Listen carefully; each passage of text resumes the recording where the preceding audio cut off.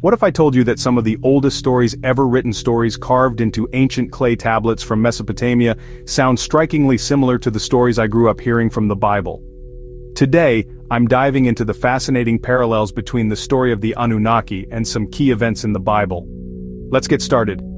First up, the creation of humans. In Sumerian mythology, the Anunnaki, powerful deities, are said to have created humans as workers, basically to serve the gods. Now in the Bible's book of Genesis, God creates man in his own image, giving humanity the job of tending to the Garden of Eden. Both stories agree on one thing: humans were made with a purpose. But here's the question: were we created out of love, or were we just meant to be laborers? Next, the Great Flood.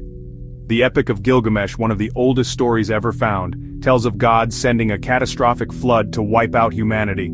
A man named Utnapishtim is warned in advance and builds a huge boat to survive. Sound familiar? The Bible's version: God floods the earth to cleanse it of evil, sparing Noah and his family, who survive in an ark. The warnings, the ark, the animals, the survival, the details are almost eerily similar. Now let's talk about some real celestial drama, the sons of God and the daughters of men. In Genesis 6, there's this mysterious passage about the sons of God taking human women as wives, and their offspring become giants known as the Nephilim. In the Anunnaki myths, ancient gods are said to have descended to Earth, possibly mating with humans and producing extraordinary offspring. Were these stories talking about the same beings, just with different names? Moving on, towering temples and the Tower of Babel. The Sumerians built massive step pyramids called ziggurats, believed to be stairways to the gods. The Bible tells the story of the Tower of Babel, where humans tried to build a tower to heaven only for God to scatter them by confusing their languages. Both cultures seem to warn about the dangers of humanity trying to reach or rival the divine. Finally, the rule of the gods.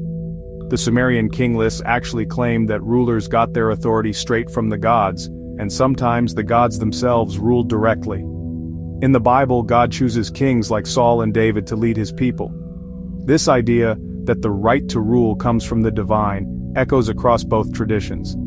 So, are these just ancient coincidences? Or are the Anunnaki stories in the Bible pointing to the same ancient truths, just seen through different cultural lenses? Some say the Anunnaki were ancient astronauts, some say they're just myths, others believe they were fallen angels. What do you believe? If you enjoyed this video, hit like, subscribe, and let me know your thoughts in the comments. Is there a deeper connection between the Anunnaki and the Bible? Or are these just ancient echoes?